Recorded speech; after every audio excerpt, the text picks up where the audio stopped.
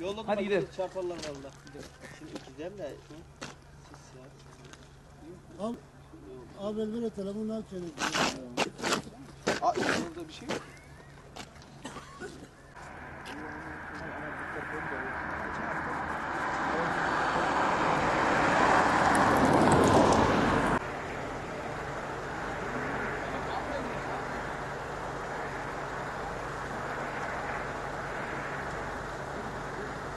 Geç.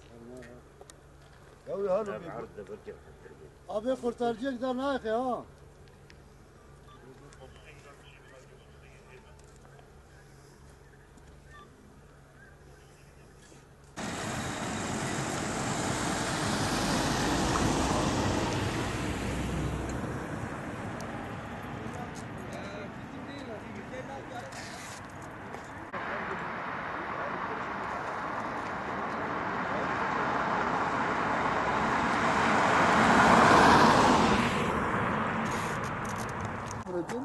Şey gelmiş.